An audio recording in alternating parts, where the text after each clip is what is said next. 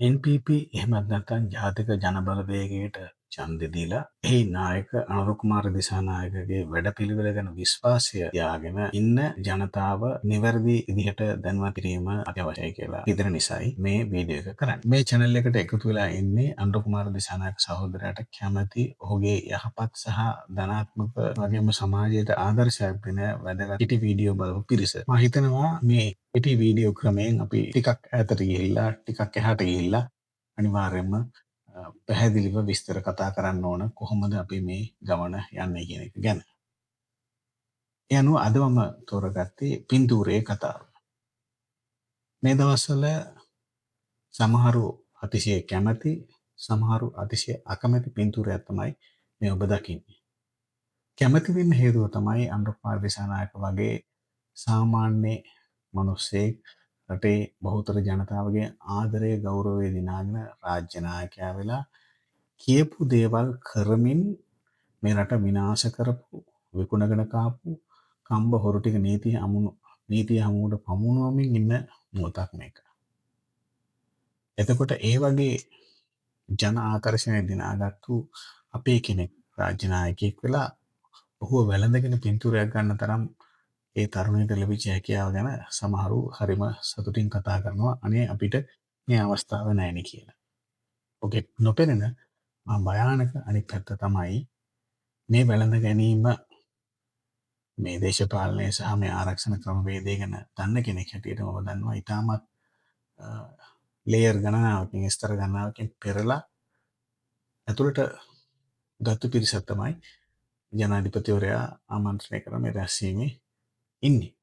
එයින් කෙනෙක් සමහර විට ජනාධිපතිතුමා අනුර සහෝදරයා ඉතාමත් හොඳින් දන්න තරුණයක් වෙන්න ඇති මේ විදිහට ඇවිල්ලා සෙල්ෆියක් අරගෙන මේ අනුර කුමාර ජනාධිපතිතුමා වැළඳ ගත්තේ. නමුත් එතන තියෙන අවදානම තමයි මේ මොහොත වෙනකොට සුන්බුන් හොර මැර කල්ලිය උතුම විදිහට කුපිත වෙලා ඉන්නේ. දවසින් දවස හෙළිදරව් වෙන ඔවුන් නීතියට කොටු වෙනවයි කියන සාක්ෂි හමුවේ හොරාගත්තු මුදල් අහිමිවීම ඔවුන්ගේ දේශපාලන බලාපොරොත්තු ඔවුන්ගේ දෙපා මුලම නැත්නම් හිස මත කඩා වැටීම මේ සියලු දේවල් තීරණය වෙන්නේ අනුර කුමාර දිසානායක කියන මේ රටේ නායකයා නීතිය ඉතාමත්ම ඉහළින් ක්‍රියාත්මක කරවමින් ඉන්න නිසායි.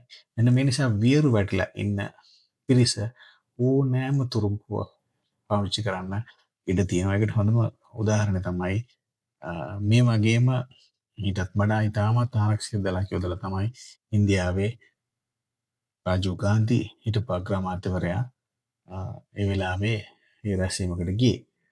ඔහුව දන්න කියන සමීපව ඇසුරුකමක් තියෙන පිරිසක් තමයි ඔහු කාවට ඔහුව මරාගෙන මරන බෝම්බකාරය යොමු කළෙත්. මෙන්න මේ නිසා ඉතාමත් පරිස්සම් වෙන්න ඕන. කොතනින් හෝ තැනක තියෙන ඉතාමත් පුංචි අඩලුහුණුකමක් දඩමීමා කරගෙන ඒක පාවිච්චි කරගෙන අනුර කුමාර දිසානායක සහෝදරයා ගාවට ඕනෑම කෙනෙකුට ලං වෙන්න පුළුවන්ද කියන ප්‍රශ්න අහතේ මෙතනදී මතුවෙනවා. මේක වැරද්දක් හැටියට වඩා ආරක්ෂාව ගැන හිතලා හෙට දවස ඉතාමත් හොඳින් සැලසුම් කරගන්න එක හොඳයි කියලා හිතනවා. ඇත්තටම මේ වෙලාවේ අවශ්‍ය වෙන්නේ ජනතාවගේ ආදරය දිනා ගැනීම හෝ ජනතාවට ආදරය පෙන්වීම නෙමෙයි. ඒ දෙකම සිද්ධ වෙලා ඉවරයි. දැන් අවශ්‍ය වෙන්නේ ඒ ජනතාව ලබා දුන්නු ආදරය ජනතාව තුළ තිබෙන ගෞරවය ආරක්ෂා කරගන්න මේ රටේ අති බහුතරය මේ පාදක දේශපාලන සංස්කෘතිය අවුරුදු 60 70 තිස්සේ ගොඩනගපු පාදක දේශපාලන සංස්කෘතිය වැටකව මිනිස්සුන්ගේ ජීවිත යථාවත් කරන්න කටයුතු කරන එක. ඒ නිසා ඒ ගමන යන්න නම් අපි දන්නවා ජනතාවෙන් කරමුණ ප්‍රධාන ජාතික ජනබලවේගයේ ඕනතරම් දක්ෂව ඕනතරම් පිරිසක් ඉන්න පුළුවන්. නමුත් නායකත්වය කියන්නේ ඉතාමත්ම තීරණාත්මක දෙයක්. ඒ නායකත්වයේ අරමුණ තමයි නායකත්වයේ ජවය තමයි නායකත්වයේ මෙහෙවීම තමයි ඕනෑම රටක ඕනෑම ගමනක ජයග්‍රහණය තීන්දුව කරන නිසා රාජ්‍ය නායකයා හැටියට ජනතා විමුක්ති පෙරමුණේ නායකයා හැටියට ජාතික ජනබලවේගයේ නායකයා හැටියට මේ රටේ සුවිශාල ජනතාවගේ ඡන්ද බලයෙන් පත්වෙච්ච නායකයා හැටියට අනුර කුමාර දිසානායක සහෝදරයා මේ මොහොතේ ආරක්ෂා වීම අංක 1 සහ අංක 2 හෝ 3 නෙමෙයි. එහෙනම් අපි ආයෙත් වීඩියෝ එකකින් හම්බ වෙමු.